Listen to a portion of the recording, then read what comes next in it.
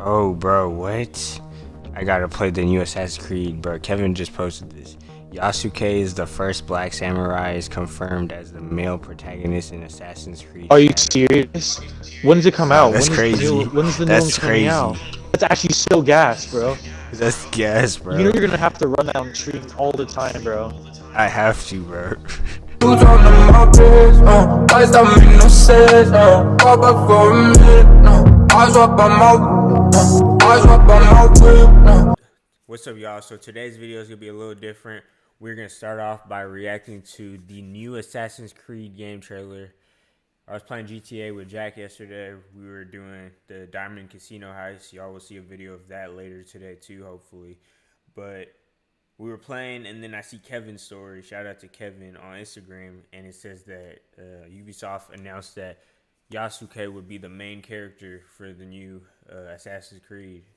And y'all know my YouTube name is Yasuke. My lifting page name is also Noe Yasuke.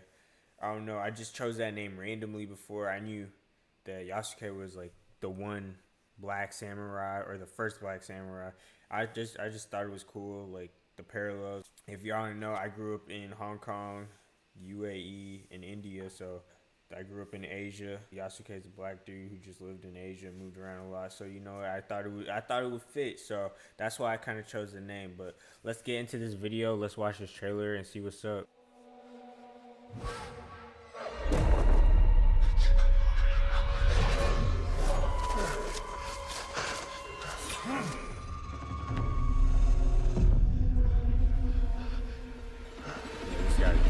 who are you? I am Yasuke. Watch. No, it's not Yasuke. Never mind. All I have ever known in my life, our land, our customs, my family, burns in the name of unification.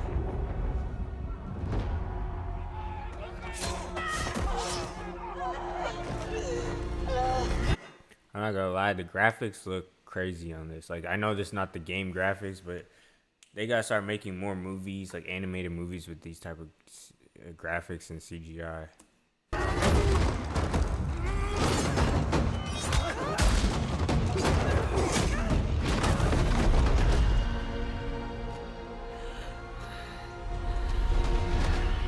Oh no. You are still a frog in a well, who knows nothing of the sea.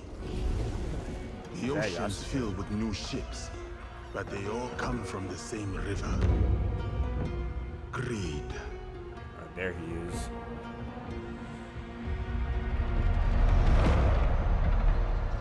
Power.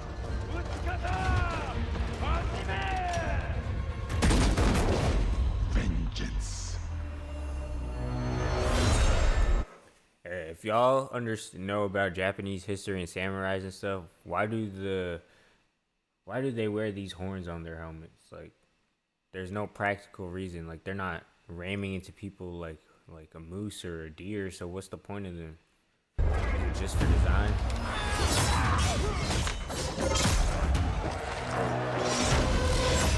Yeah, this trailer is tough. And you, will you continue down that river?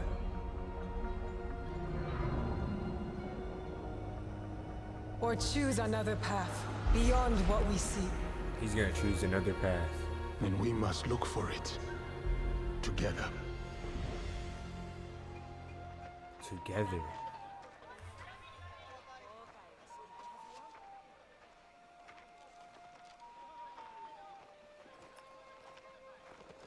We must learn to trust.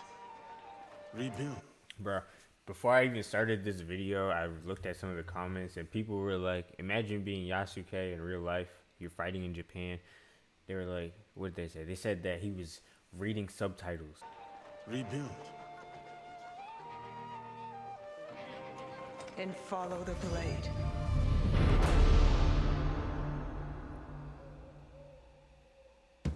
Yeah, I'm definitely getting this game I just hope that Ubisoft didn't make this this Assassin's Creed as bad as the other ones. Like the older ones, like I didn't play all of them, but the Unity and like the original Assassin's Creed games were good.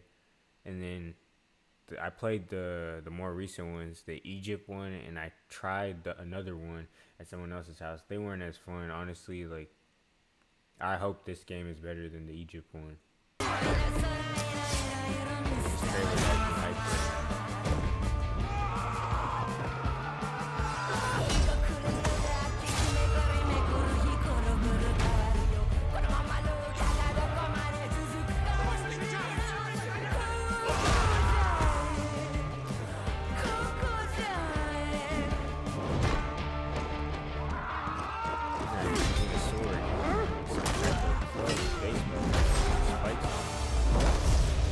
I said, who do you serve? Oh no. Yeah, he's definitely We done. are the shadows. That served the light.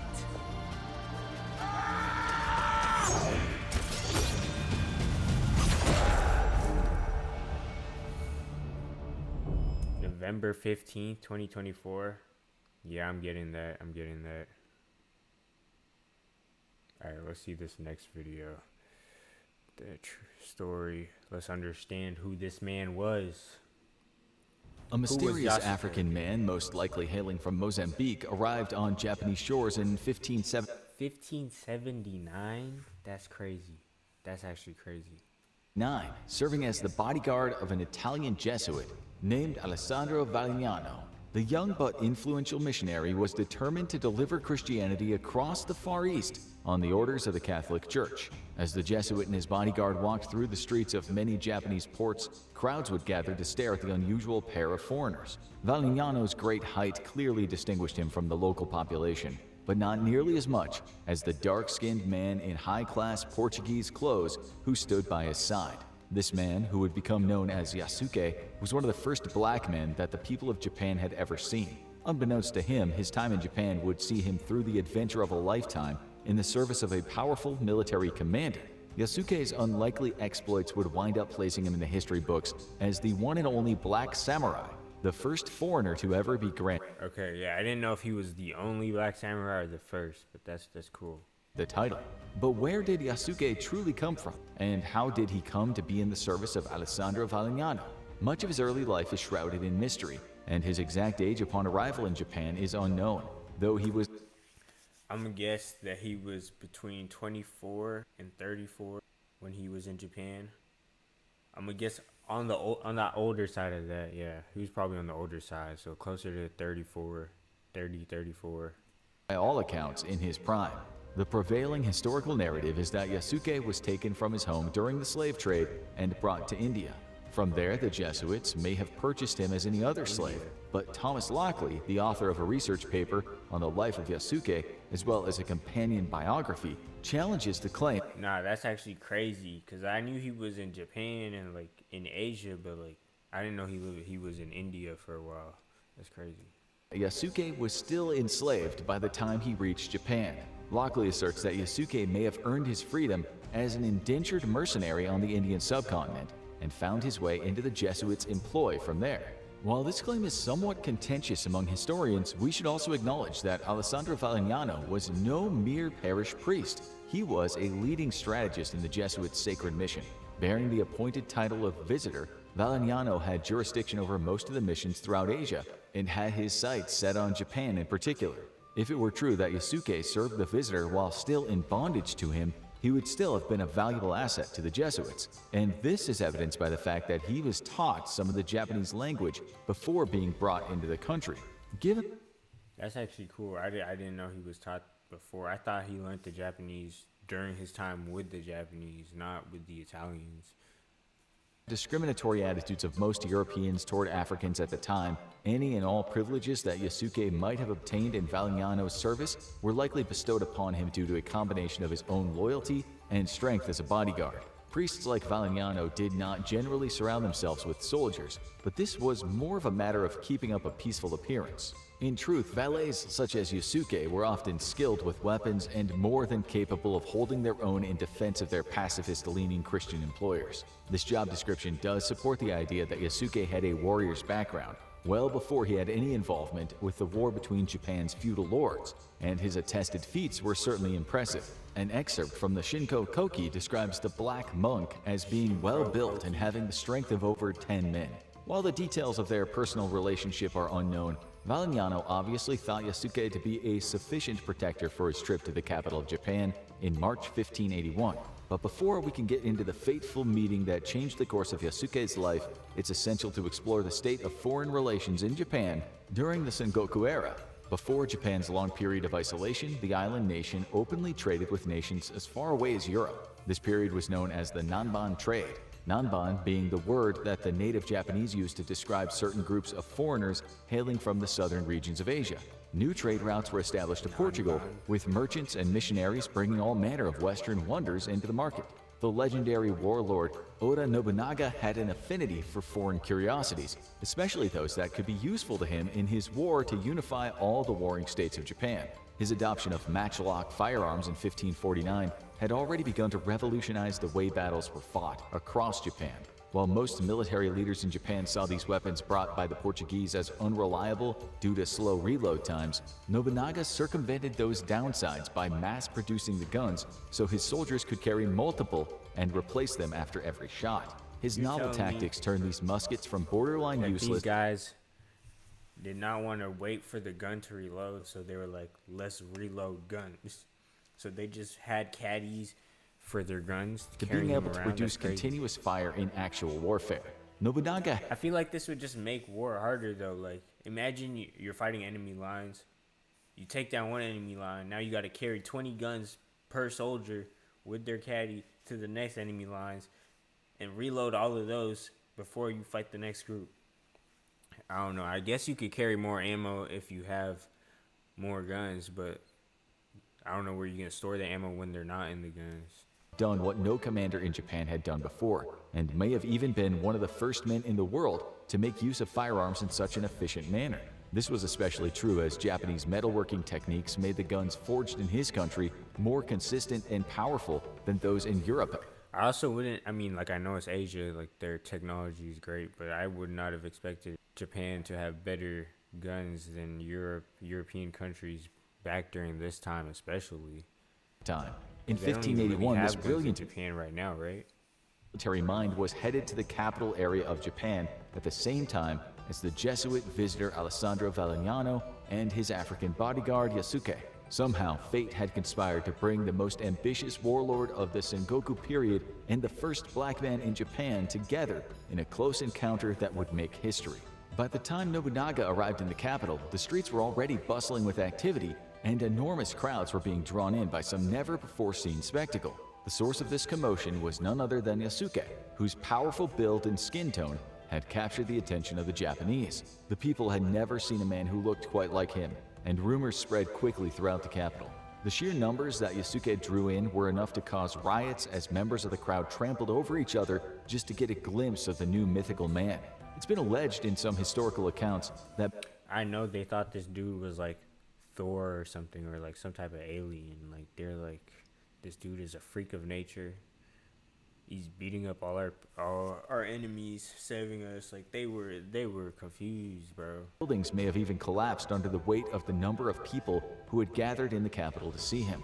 There was more at play here than the mere spirit of inquiry, and in a translated letter from one of the Jesuits, Louis Frois, the attitude of the Japanese toward Yasuke was described as admiration.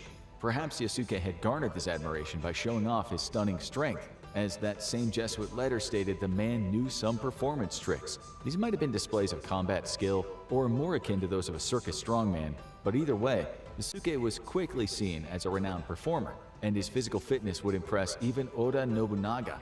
The warlord learned of Yasuke soon after the riot in the capital and immediately asked the Jesuits if he could meet the man.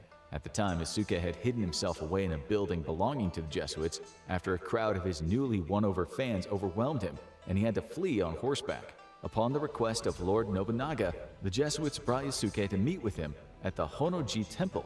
Nobunaga was a curious man, and after hearing about the sensation of Yasuke's arrival, he had to know who this foreigner was. When he first laid eyes on Yasuke, Nobunaga was dumbfounded. He couldn't believe that the African man's skin color was a natural part of Yasuke's appearance, and even suggested that he might have been covered in black ink. Nobunaga's enthusiasm for new things got the better of him, and he ordered Yasuke to remove all of his clothes from his upper body. Yasuke complied, removing his outer layers and exposing more of his skin to Nobunaga and his court. The Japanese warlord's fascination with the black foreigner only grew, and he reportedly had Yasuke scrubbed all over with soap and water to verify that his complexion was natural. Once Nobunaga was satisfied with enough empirical evidence, his expression became joyful and even celebratory. The accounts of everyone present, from the Jesuits to Nobunaga's own sons, tell that the powerful man was truly surprised and impressed by Yasuke. And he wasn't the only one, as there was a deeper cultural reason as to why Yasuke's skin color would have been seen as favorable. The same charcoal black color was a color often associated with Buddhist statues, and Buddhism was by far one of the most popular religions in Japan. To witness a man with skin color of a Buddha who towered over average people and was strong beyond belief must have been an almost religious experience for the Japanese people. While Oda Nobunaga himself I know they thought this man was a different breed, bro. remembered as something of an atheist, repeatedly breaking taboos of the Buddhist faith, such as violently invading temples in order to gain ground. He was also known to pray for victory at shrines in accordance with the teachings of Nichiren Buddhism. It's possible that Nobunaga, like many of his subjects, saw Yasuke's skin as a sign of divine blessing, but knowing his more pragmatic outlook makes this interpretation largely guesswork. What is known is that a nephew of Nobunaga was so impressed with Yasuke upon this first meeting that he gave him 10,000 Japanese coins. This momentous exchange of currency marked Yasuke's first taste of true freedom in Japan. He would come to visit Nobunaga once again in the province of Ichizen while still in the company of the Jesuits, because he was able to speak a decent amount of. If they make a Yasuke movie in like 10 years, they better come to me for the role, bro. I'm finna get my acting bag. I'll kill that role. Actually, don't even make a movie. Make a TV show. I don't like how short movies are. Really, I'm a long TV show type of person. So, give me like 8 seasons. Character development finna go crazy, bro. You would never expect it. Japanese, Yasuke was able to converse. I'm gonna come out of retirement from acting. The last time I acted was like 5th grade. I was the prince in The Little Mermaid. So many lines. It was a musical. I have not acted since, but who knows? I might have to get back in my acting bag. Might have to start doing some skits on like TikTok or the Reels, but I don't know. We're gonna have to wait a while and see if I actually do that. Nobunaga, and the two appeared to strike up a friendship almost immediately. He would leave the service of Alessandro Valignano as the missionary moved on to other lands and become a vassal of Nobunaga's realm. It was around this time that the African man acquired the name Yasuke, a Japanese-sounding name, which, depending on the source, was either a corruption of the Makua name Yasufe or a portmanteau of Yao and the common Japanese male suffix suke, meaning he was a member of the Yao people. With his new Japanese name, Yasuke was also given a private residence as well as a ceremonial katana by Nobunaga. But this show of hospitality was far from the end of Nobunaga's ambitions for the man. There was much talk throughout the region that Yasuke might soon be given the title of Lord. Given Nobunaga's knack for bringing out the potential of his followers, this prediction was not far-fetched. From the start of his illustrious military career, Oda Nobunaga had always had a sharp eye for identifying the most promising warriors of his regiments. For example, of all the Ashigaru infantrymen at his disposal, Nobunaga had chosen a pet Toyotomi Hideyoshi. I gotta work on my pronunciation, bro.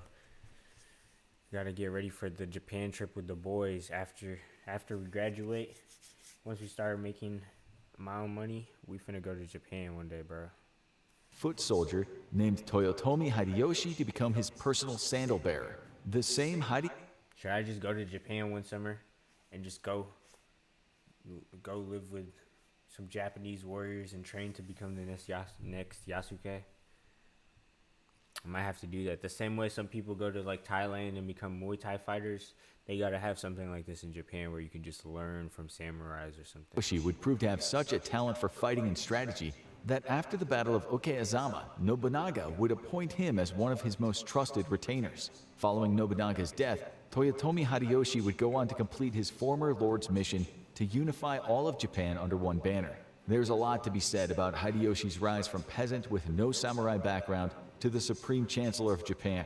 But for the purpose of this video, it's just an example of how Oda Nobunaga would elevate everyone he took a special interest in. Yasuke's unique appearance might have been what caught Nobunaga's eye to begin with, but it was the man's proficiency with weapons and his liveliness as a conversation partner that kept his lord's attention. In time, and in much the same way that Toyotomi Hideyoshi was appointed Nobunaga's sandal bearer, Yasuke was made to be Nobunaga's weapon bearer. See, I think weapon bearer is better than sandal bearer, but like, I guess this is like some Karate Kid thing where like he's training them discipline for simple things and making them understand the value of everything. I don't know, but who knows? Let's see. Promotion made Yasuke a high-ranking retainer of Nobunaga's court and effectively a samurai. Yasuke was later given retainers of his own by Nobunaga, as was. You play your role and you wait for your time, and you will get your reward and your blessings. Customary for any man of status at the time, but the true mettle of a samurai is decided on the battlefield. And when Oda Nobunaga made his push to defeat the Takeda clan, Yasuke marched off to war with his forces. Yasuke fought beside Nobunaga in this lengthy campaign against Takeda Katsuyori, which culminated in Nobunaga's decisive victory in the bloody battle of Tenmokuzan. As the Black Samurai traveled through the former Takeda lands with his leader, he came to meet the famous Tokugawa Ieyasu, alongside Oda Nobunaga and Toyotomi. Tokugawa Ieyasu. Okay. Hideyoshi. Ieyasu is considered one of the three unifiers of Japan and would go on to become its first shogun in due time. For now, he, like Yasuke, was a vassal of the Oda clan, albeit one who quite literally made a name for himself when he founded the Tokugawa clan. Matsudaira Aitada, a retainer of Ieyasu.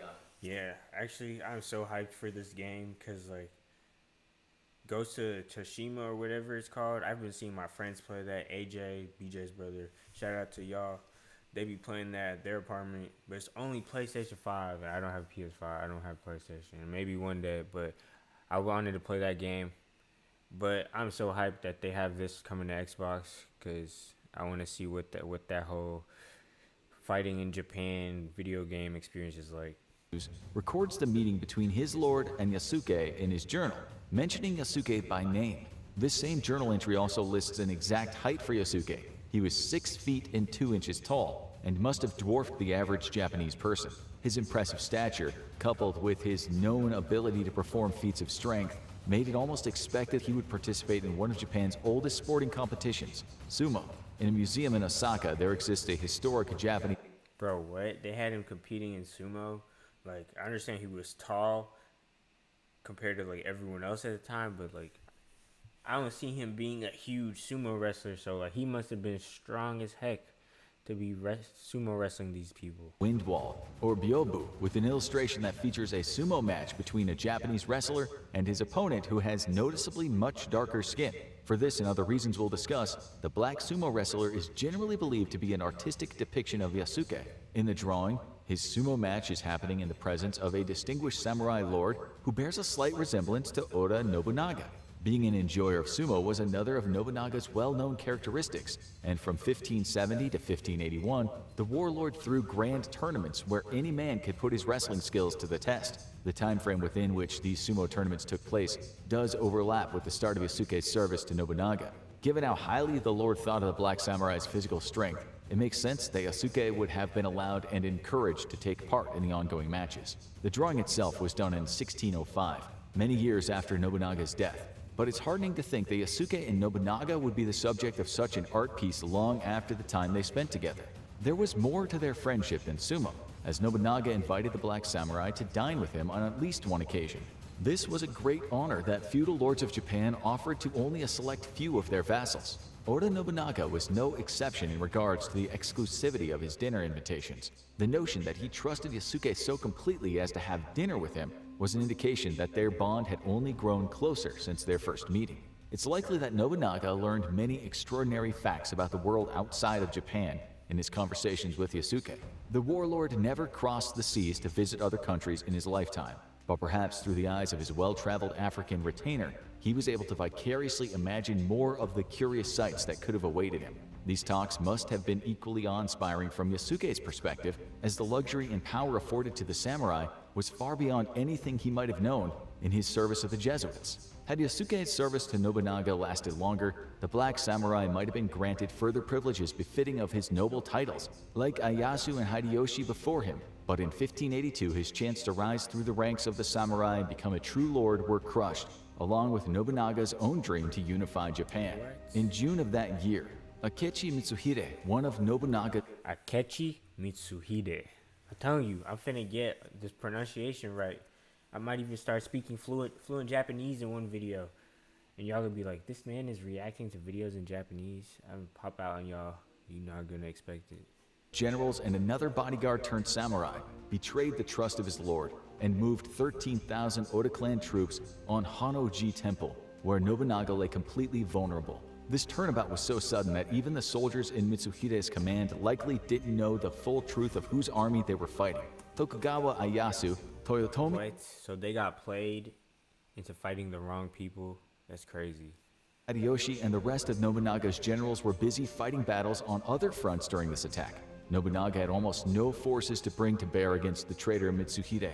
There were only about 150— Wait, did they just say they fought? So the 13,000 Oda clan troops fought 150 Nobunaga soldiers. That's crazy. trained men at his disposal, including Yasuke. It's said that Nobunaga's loyal attendant, Mori Ranmaru, took up a bow and arrow in the battle alongside his brothers, despite— I'm calling it now. This, what's her name? Mori Ranmaru is whoever the girl was in the trailer.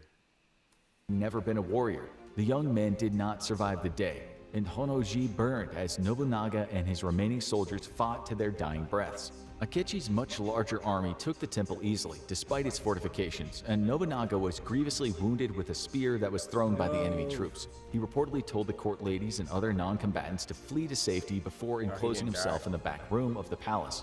There, with Yasuke by his side, Nobunaga committed seppuku in the ritual fashion of the samurai.